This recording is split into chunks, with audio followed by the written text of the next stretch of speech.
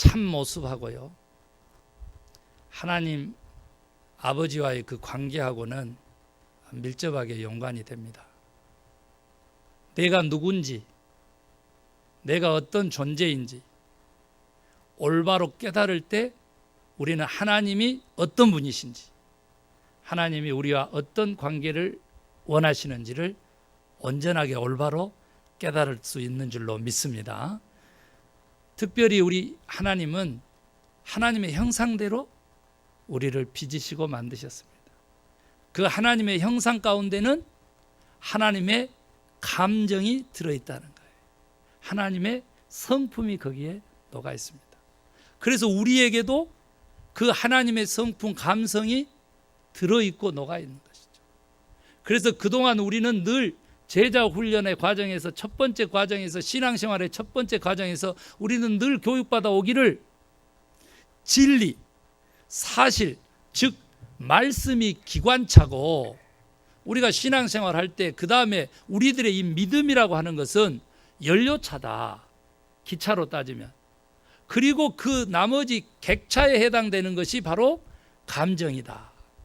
그래서 우리가 지정의라고 얘기하는데, 지가 끌고 가고 그리고 의가 받쳐주며 그 감정은 선물이다, 이렇게 늘 얘기하면서 감성 중심의 신앙생활 그거 하면은 결국은 감정이 조속변이기 때문에 결국 온전한 길로 갈 수가 없다, 중간에서 사고 난다, 이렇게 우리가 교육받고 훈련 받아왔습니다. 그런데 이게 마치 해와 달과 별들이 지구 주위를 도는 것이냐, 아니면 지구가 도는 것이냐 라고 하는 만큼, 지동설이냐 천동설이냐 하는 만큼 코페르니쿠스적인 사고의 전환이라고 표현하는, 이거 혁명적 발상 뭐 이렇게 표현하는데, 저도 늘 이렇게 제자 훈련, 제자 양육 해왔던 장본인으로서 한 가지 잊어먹고 있었던 게 있었다 이거예요. 피터 스카지로라고 하는 목사님을 통해서 깨닫게 해주시는 은혜는 뭐냐면, 감정에 해당되는 그 맨 뒤에 딸린 그 객차 있잖아요. 그것이 없이서는 기관차도 연료차도 의미가 없다는 거죠. 기차가 달려가게 하기 위해서 기관차가 필요하고 연료차가 필요한 것은 사실입니다. 그런데 그게 객차가 없다면 의미가 없다. 다른 말로 바꾸면 그 객차에 타고 있는 우리가 아니라면 하나님의 자기 계시인 말씀까지도, 예수님이 이 땅에 오신 구원 사역과 그 복음까지도 의미가 없다라고 생각하시는 분이 우리 하나님이신 것을 발견하게 됩니다. 그래서 거꾸로 놓으려고 이제 마음을 먹은 것입니다. 어떻게? 그렇다고 해서 감성 중심의 신앙생활을 해라? 아닙니다. 우리가 그동안 무시했던 그 감정까지도 하나님의 형상에 회복돼야 될 그 중요한 부분이라고 하는 사실을 인정하는 것이죠. 인정하고 우리가 함께 저 천국행에 완성될 때까지 하나님은 그렇게 온 감성을 다해서 우리를 이끌어 가시는 하나님을 우리는 발견해 보자는 것입니다. 지식적으로 하나님을 아는 지식이 풍성하다고 할지라도 우리가 구원에 이르기까지 이루어야 될 그 성령의 열매인 성품이라고 하는 것은 얼마나 많은 노력을 필요로 하고 훈련을 필요로 합니까? 그동안 우리는 말씀 중심의 그러한 교육과 목회와 신앙생활을 이렇게 해온 것도 사실입니다. 그런데 여러분, 인간은 감성의 동물이어서 그 말씀이 인격을 형성하고 정말 하나님의 성품을 목표한다고 했을 때, 그래서 하나님의 형상을 회복한다고 했을 때 우리들의 감성도 성화받고 거룩하게 되어서 하나님의 성품으로 나아가야 된다라고 하는 것이죠. 그래서 여러분, 저희들은 건강한 감정을 가진 사람이 온갖 시험도 극복하고 저 천국에까지 완주한다. 풍성한 복음의 열매, 신앙의 열매, 축복의 열매, 은혜의 열매도 맺게 한다. 건강한 감정의 사람. 왜 그렇다고요? 인간을 형성하고 있는 구성의 요소가 성경에서는 영과 혼뿐만 아니라 영과 홍과 육 3분법도 쓰고 또 육과 영 2분법도 쓰기로 하는데 그거 두 개를 다 포함한다고 그랬잖아요. 그런데 요즘 최근 들어서 인간을 분석하는 요소가 두 개가 덧붙여졌다 그거죠. 어디에 해당되는 거? 육체에 해당되는 거에서 육체적 소요, 그리고 감정, 그리고 관계, 사회성까지 고려돼서 5가지 요소로 인간을 이해하는 시대를 지금 열어야 되겠다 그 말이죠. 성경에는 그렇게 안 나와 있는데요. 성경에서도 우리가 심화되어서 보면 육체적 소욕이라고 하는 부분에서 뿐만 아니라 영적인 영의 소욕에도, 성령의 소욕에도 이 감성이 걸쳐져 있다. 그래서 우리가 구별은 되나 분리가 아닌 개념으로만이 우리가 믿고 있는 삼위일체 하나님을 온전히 이해할 수 있듯이, 구별은 되나 분리가 아닌 개념으로 오늘 우리가 다시 한번 자기 자신을 어떻게 인식하느냐가 하나님을 어떻게 바라보느냐 너무 중요하다는 거죠. 제가 지난주에도 격정적으로 제가 토로했습니다마는 한국에 갔더니 정말 하나님에 대해서 정말 희미하게 설교하고 희미하게 계시하고 그렇게 교육을 해도, 예를 들어서 오직 성령 충만 그거 하나로 모든 것 다 돼도 성도들은 어떻게 그렇게 은혜를 받는가? 그런데 반대로 아무리 온전하게 조직적으로 해부학적으로 분명하게 하나님이 이런 분이신 것을 가르쳐줘도 어찌 이 미국의 성도들은 이렇게 냉랭하고 변화가 없는가? 그것이 한국에 자주 나가서 대형 교회뿐만 아니라 작은 교회, 정말 많은 교회를 지난 3년간 설교하고 예배를 같이 들어보면서 깨달은 그 비밀이에요. 여러분, 하나님의 감성 터치가 우리들의 인격을 변화시키는 놀라운 역사가 있습니다. 여러분, 우리가 일부 예배 때 제가 강조했는데요, 어떤 것을 놓고 열심히 기도를 하는 거예요. 그런데 하나님은 이미 우리의 육체적인 감각을 통해서 이미 응답을 주신 거라고요. 그런데 그것을 무시하는 경향을 가지기 때문에 40일 무릎 꿇고 기도를 했는데 기도하기 전이나 끝날 때나 아무 응답이 없고 똑같다는 거죠. 그런데 봤더니 무릎 꿇으려고 하고 이 문제로 놓고 내가 하나님께 기도해야 되겠다고 결정하고 무릎 꿇었을 때 그 처음 마음에 이미 하나님이 육체적으로, 느낌적으로, 영감적으로 이미 응답하셨더라고 하는 고백을 많은 분들이 하게 돼요. 저도 그런 경험이 있다고 하죠. 사랑하는 성도 여러분, 지금 우리가 강조하고자 하는 것은 내 감정이 소중한 만큼 다른 사람의 감정도 그만큼의 가치가 있다는 사실을 인식시키려고 하는 거예요. 여러분, 우리가 감정이 건강한 사람만이 건강한 영성을 소유한다. 영성은 뭐예요? 영성은 스피리추얼리티, 스피릿, 영적인 거 스피리추얼, 그 다음에 스피리추얼리티, 온전한 영적인 인격이란 뜻이죠. 거기까지 나아가려면 우리가 어떻게 해야 되느냐라고 했었을 때 여러 과정이 있지만은 그 중에서 하나, 우리들이 가지고 있는 감성에 대해서 우리가 성경적으로 한 번쯤은 조명해 볼 필요성이 있다라고 하는 겁니다. 그래서 지난번에는 이 당위성에 대해서 설명을 했어요. 그래서 오늘 이제 이번 주 처음 나오신 분들을 위해서 건강한 감정의 특징 10가지를 좀 소개를 해드리고 넘어가려고 합니다. 첫 번째는 뭐냐면 자신의 감정을 파악하고 인식하고 처리하는 사람, 건강한 감성을 가진 사람입니다. 두 번째, 다른 사람들과 마음을 같이 하고 동정하는 공감의 영역이 넓은 사람, 건강한 감성입니다. 세 번째는 다른 사람들과 친밀하고 의미 있는 관계를 맺는 사람. 네 번째, 건강한 감성의 특징은 스스로를 해롭게 하는 습관들을 버리는 사람. 다섯 번째, 말이나 행동으로 자신의 생각과 감정을 솔직하게 표현하는 능력을 개발하는 사람. 건강한 감성. 끝났다는 게 아니죠. 완성이 아니죠. 여섯 번째, 사람들에게 자기의 뜻을 강요하지 않고 오히려 존중하며 사랑하는 사람.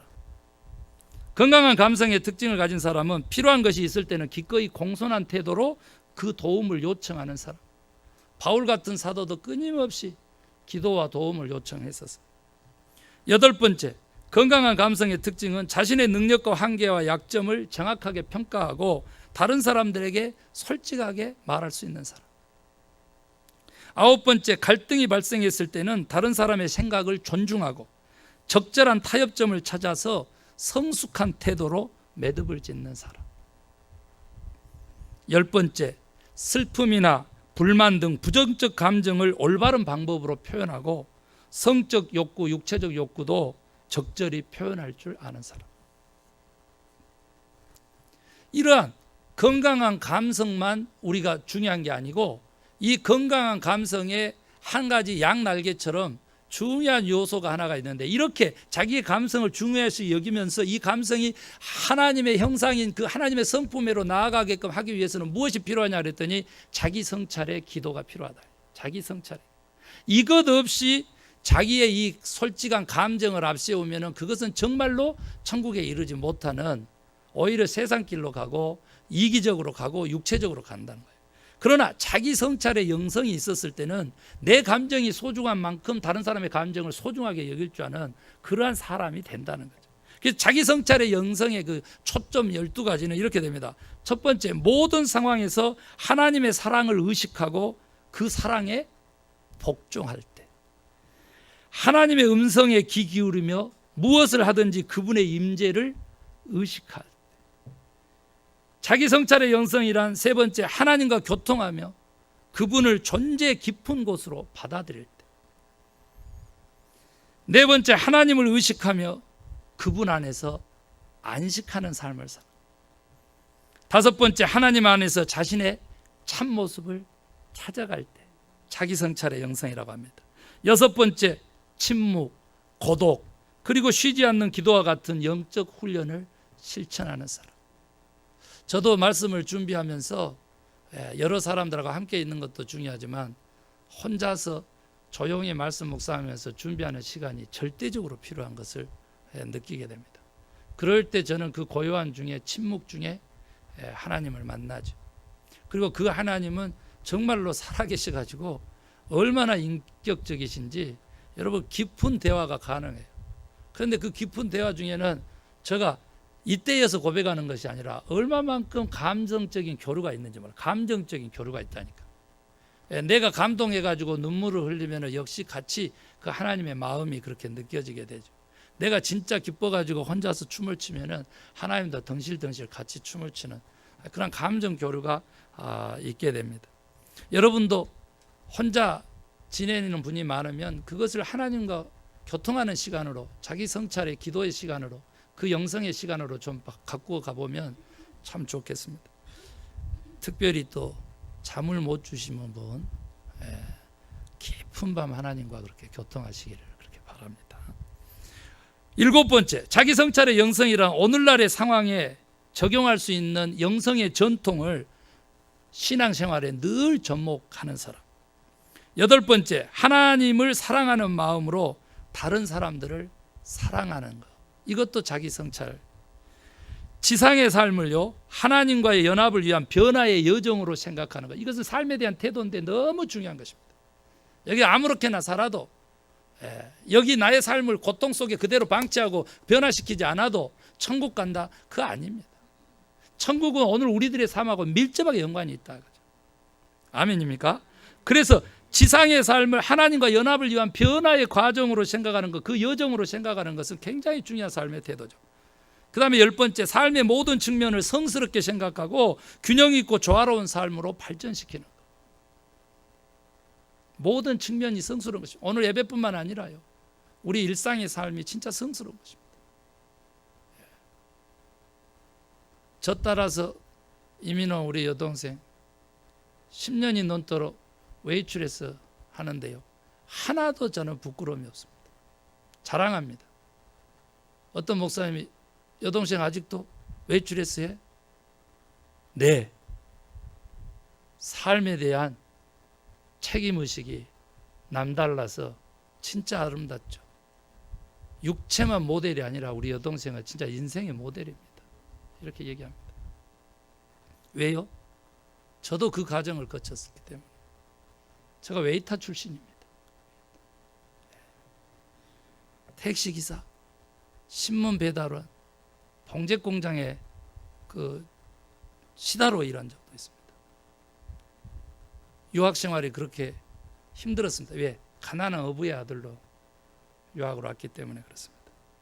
저 얘기했죠. 졸업하고 1년 6개월 동안 등록금 1년 6개월 동안 납부하고 진짜 졸업장을 1년 6개월 후에 받습니다. 그래서 가짜 졸업장을 받는데도 부모님들이 오셔가지고 축하를 해주는데 완전히 눈물 바다죠. 오고 가고요. 하룻밤 샌프란시스코에서 주무시게 좀 해주고 싶은데 돈이 없어가지고 모텔을 못 잡아서 다시 모시고 내려오는데 7시간 반 걸리는 그 거리죠. 좀 쉬고 어쩌면 8시간인데 그것을 왕복하는데 피눈물 나는 것입니다. 할아버지 돌아가셔도 그 장례식에 참여를 못했잖아요. 삶의 모든 측면이 성스러운 것입니다. 아멘 하시기 바랍니다. 우리들의 그 영화로운 삶, 천국의 삶하고 균형과 조화를 좀 이루어야 되죠. 세상 문화의 흐름이 따르기보다 기독교적인 삶에 충실할 때 우리는 자기 성찰의 영성을 소유하게 된다고 합니다. 마지막 12번째요. 예수님을 가장 열정적으로 사랑하는 공동체 안에서 살아라. 이거 저 글이 아니고 피터 스카지오 목사님의 조언입니다. 제가 조금 좀 각색해서 옮겼는데 여러분 예수님을 가장 열정적으로 사랑하는 나성소망교회에 오신 거 제가 축하드립니다.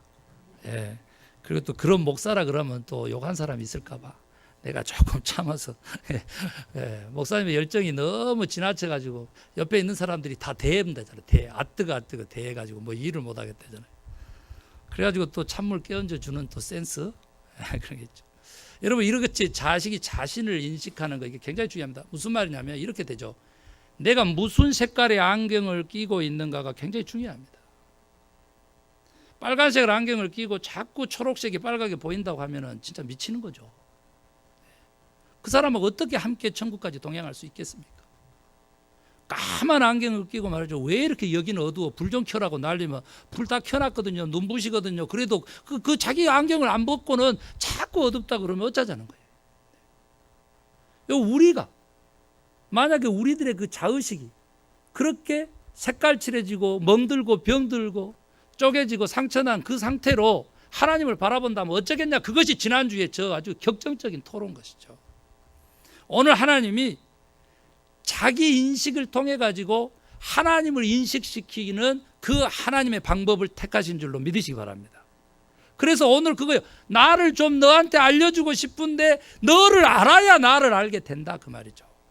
여러분 이런 얘기는 제가 하면은 별로 또 힘이 없으니까 성 어거스틴 아시잖아요. 기독교 우리 초대 이 신앙 체계를 만드신 분이 어떻게 얘기했냐면 하나님을 알기 위해서 저 자신을 알게 해 주소서. 이것이 그의 일생의 기도의 제목이었다 그래요. 우리 물론 성경에 보면은 바울 또 기독교를 만든 바울이 옛 사람을 벗어버리고 하나님을 따라 의와 진리와 거룩함으로 옷 입은 뭐라고? 새 사람을 입으라. 새 사람. 그렇게 바울도 얘기를 했잖아요. 그런데 이제 우리 같이 살아가는 사람, 도미니크 수도회에서는 이렇게 씁니다. 자신을 알지 못한 사람은 하나님을 알 수 없다라고 그게 캐치프레이즈를 내걸었습니다. 그렇게 수도원을 운영했습니다. 마더 테레사는 어땠냐면 혹시 이 가운데 우리들의 자매 가운데 형제 가운데 영적 생활에 문제가 있습니까? 그것은 자기 인식의 부족, 자기 인식의 결핍에서 오는 증상입니다. 이렇게 얘기했습니다. 자신이 누군지 모르니까 착각하고 있거나 뭔가 지금 현재 오해를 하고 있으니까 자신을 모르니까 지금 영적 생활에 문제가 생긴다는 거죠. 자, 그런가 하면 오늘 우리 개혁주의 전통에 작년에 정교교회 500주년 지났습니다만 우리 칼빈은 뭐라 그랬냐면 우리에게 지혜가 하나님의 지혜가 있는데 그 하나님의 지혜에는 두 가지 요소가 구성된다. 하나는 하나님을 아는 지식, 그리고 다른 하나는 우리 자신을 아는 지식으로 채워진다. 뭐가? 하나님의 지혜가. 따라서 오늘 우리 자신을 어떻게 바라보고 있느냐, 우리 자신을 어떻게 인식하느냐라고 하는 것은 곧 우리하고 관계 맺으신 우리를 당신의 형상대로 지으신 하나님과의 관계를 결정해 버린다. 그래서 굉장히 중요합니다.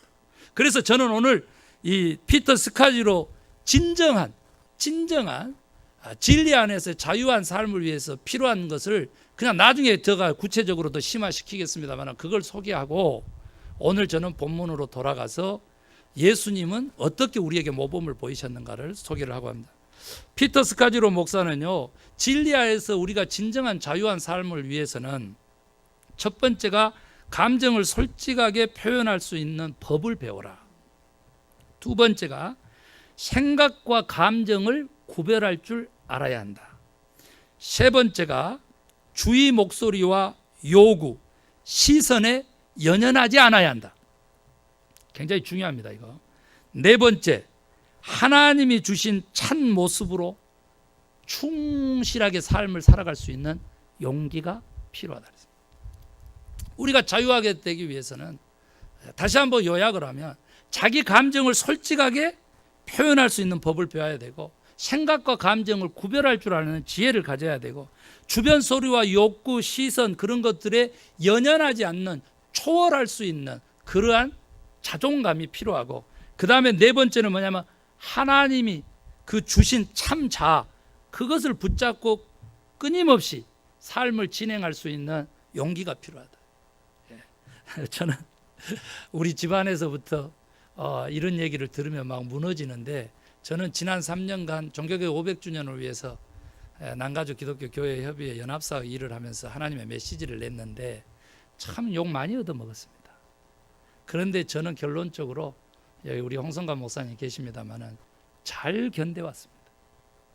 다른 사람들 같았으면요, 진짜 사퇴하고 그 다음에 또 뭐 가정도 깨지고, 실제로 그런 사람이 있어요. 그리고 목회도 그만두고 진짜 말 그대로 폐인돼서 자연으로 돌아갈 정도의 공격과 저항을 받았습니다. 중형교회 운동을 오래 했는데 대표가 되다 보니까 대형교회, 성시와 그쪽에서 저 싫어합니다. 그런데 지금은 이제 화해의 길로 갔고, 화목의 길로 갔고, 협력의 길로 갔습니다. 아멘 하시기 바랍니다. 그 다음에 또 한 부류가 뭐냐면 9명인데 그동안 선거 때마다 빨대 꽂고 교회에 피를 빨아먹는 9명의 아무튼 이 카르텔, 말 그대로 양아치가 있다. 그런데 그분들을 제가 100m 밖으로 발로 뻥 차서 그 누구 한 사람도 교협일에 관여하거나, 저 처음에 들어가니까요, 완전 저 깜짝 놀랐어요. 아니 갑자기 회의하다가 의자가 날라들고요, 책상이 뒤집어지고, 회의하다가 욕설이 난무하고, 밥 먹다가 갑자기 있잖아요, 막 목살 들고 싸우고, 나는 이게 뭔가 이랬어요. 깜짝 놀랐어요. 그렇게 봤더니 그렇게 시끄럽게 해야 먹고 사니까. 그 자기들은 그 밥벌이죠, 밥벌이. 그래 놓으니까 그 사람들이 쓴 소설이요, 이야 완전히 진짜 소설, 남픽션이, 아니 픽션, LA를 떠돌아. 그렇게 엄습을 해도 아랑곳하지 않습니다. 왜요? 하나님 앞에서. 하나님 앞에서 반드시 하나님은 승리하게 하시고, 반드시 하나님은 흔들릴지언정 넘어지지 않게 하시고, 붙드시고 승리하게 하시죠. 이김을 주시고 축복을 주시고 회복해 하시고 풍성하게 하시고, 그 역사를 바라봅니다. 이것은 이 자의식에서 굉장히 중요한 거기 때문에 제가 소개를 하는 거죠.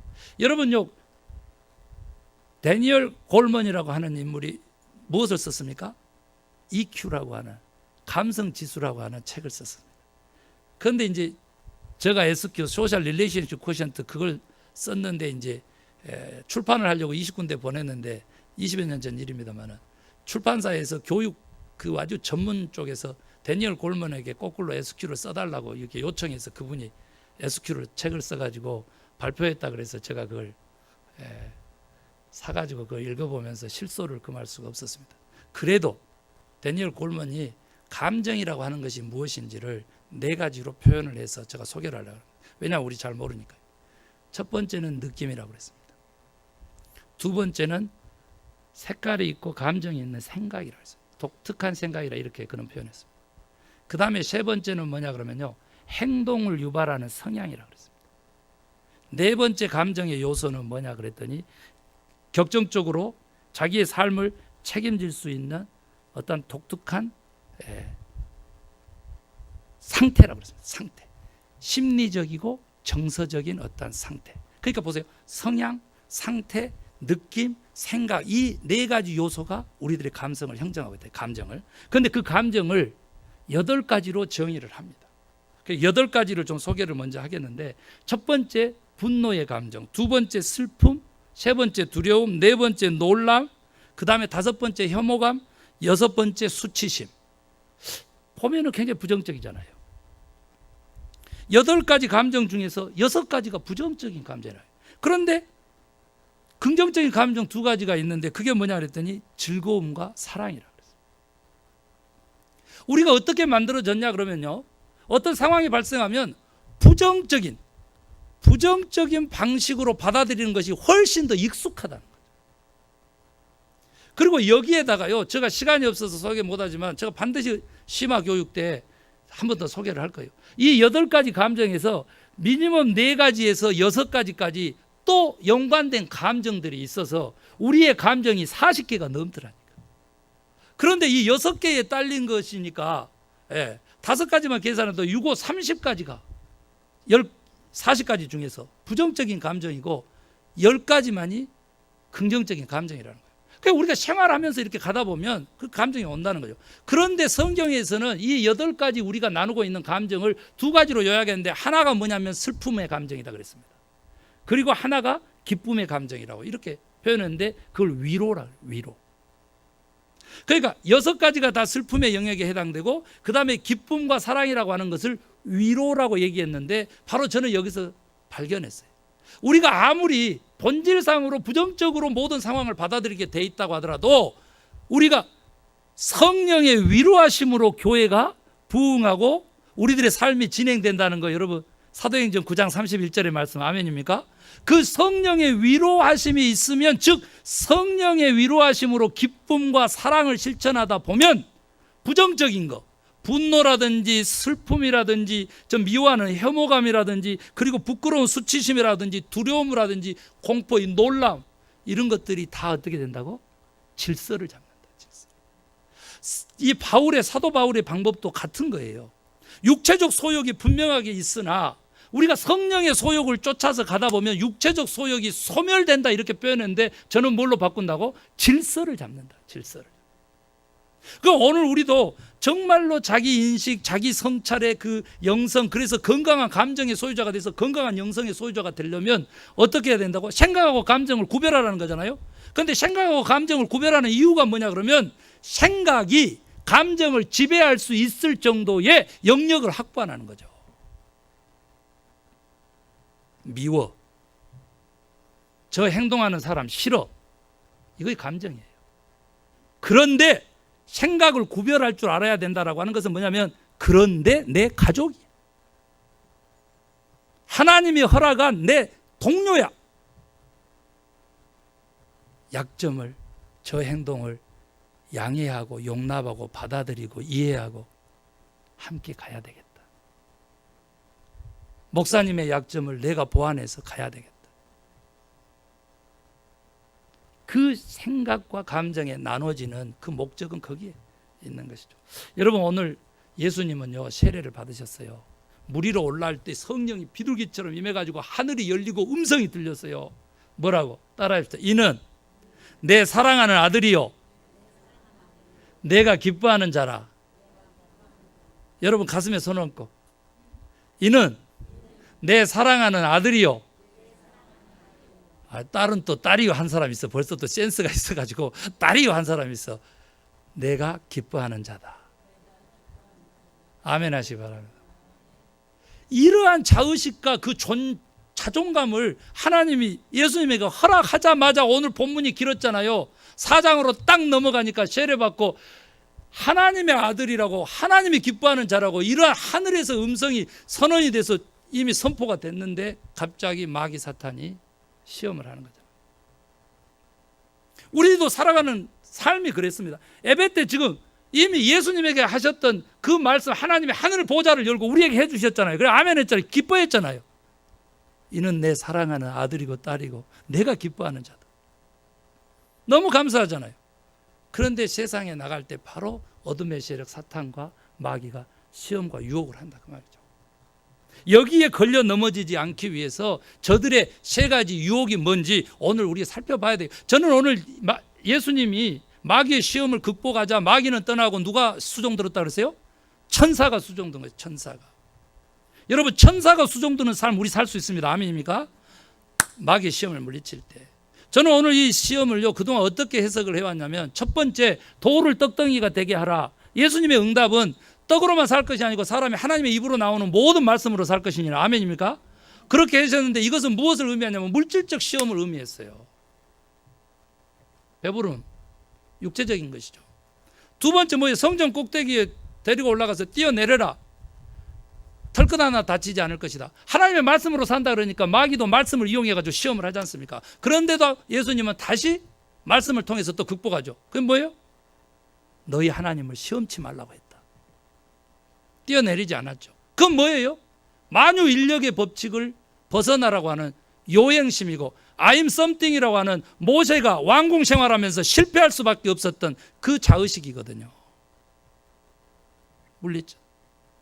세 번째가 뭐예요? 높은 산에 데려가서 천하만국을 다 보여주면서 네가 나에게 절하기만 하면 이거 다 주겠다 너에게. 그래서 예수님이 뭐라 했어요? 오직 하나님만 경배하고 그에게만 순종한다. 여러분, 그것이 의미하는 바는 뭐였냐면, 저는 생각하기를, 자 보세요, 물질, 요행심, 그리고 권력욕이라 그랬어요. 다른 사람을 조절하려고 하는 거. 우리 교회에서는 누가 리더가 되지 않습니까? 세움을 잇지 않습니까? 대표성을 갖지 않습니까? 그것은 다른 사람을 조절하려고 그 권력을 부리라고 있는 게 아니라고, 섬김을 위한 거예요. 그게 이 시험 극복하지 못하면은요 엉망되는 거죠. 여러분, 마지막 이 시험까지도 우리들을 엄습하는데 감정 중심으로 이 시험을 다시 해석을 하면서 우리들의 자의식을 망가뜨리는, 우리의 존재감을 망가뜨리고 나를 망가뜨려서 예수님의 형상을 닮을 수 없도록 하는, 그래서 예수님 닮기가 영성인데 그 영성을 확보하지 못하게 하는 그 사탄의 시험은 뭐냐 그러면, 첫 번째가 이 물질의 시험이라고 하는 것은요, 네 소유하는 것이 너다, 이렇게 세상은 명령하고 시험한다는 거죠. 오늘 크리스찬들 중에서도요, 내가 소유하고 있는 것을 셀모임하다 보면 얼마나 자랑하는 사람이 많은지 몰라. 소유가 곧 나다, 이렇게 세상은 시험하고 가르친다니까. 아닙니다. 아닙니다. 두 번째 뭡니까? 만약 네가 하나님의 아들이어든 이거 해보고 저거 해봐라. 너의 행동이 곧 너다. 너의 성취가 곧 너다. 얼마나 빨리 성공했어? 목사님 교회에 몇 명 모여요? 한 40-50명? 1000명?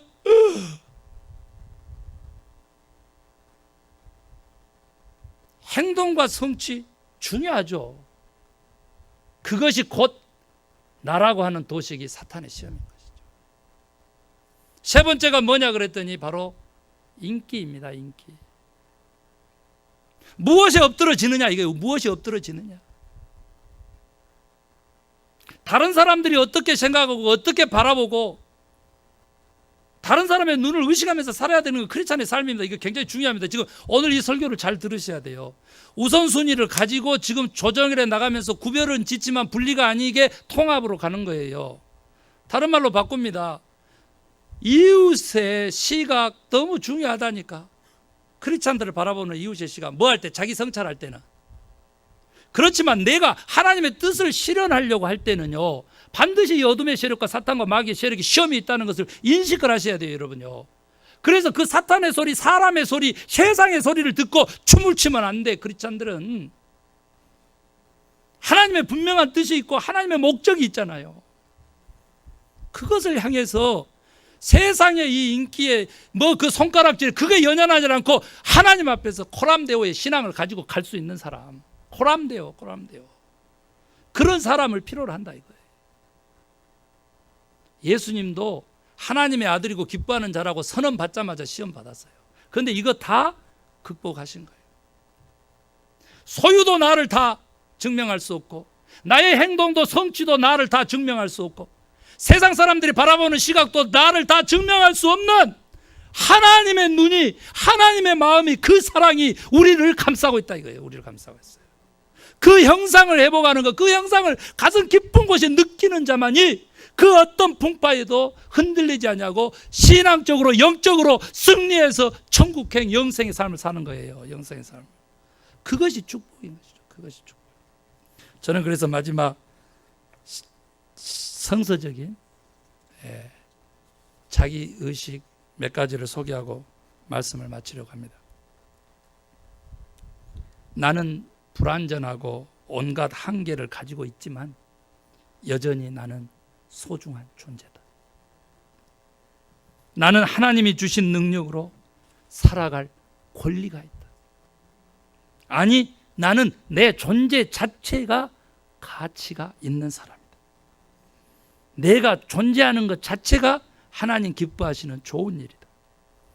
나는 하나님의 허락하신 독특하고 고유한 정체성을 가지고 있는 사람이다. 나는 관심과 사랑을 받을 만한 가치가 있으며 나는 기쁨과 즐거움을 누릴 권리가 있는 사람이다. 마지막인데요. 나는 완전하지 않기 때문에 실수할 가능성이 있는 사람이다. 실수하고 실패의 차이는요, 실패는 다시 시도하지 않는 것입니다. 아무리 큰 실패도 다시 새롭게 시도하면 그건 실수에 지나지 않게 됩니다. 사랑하는 성도 여러분, 오늘 다른 것은 몰라도 하나님께서 하늘 보좌를 여시고 이 예배 시간의 말씀을 통해서 너는 내 사랑하는 아들이요 딸이다. 내가 너를 기뻐한다. 그 음성 붙잡고 세상의 유혹을 물리치고 승리하는 성도님들 되시기를 주의 이름으로 축원합니다. 아멘. 우리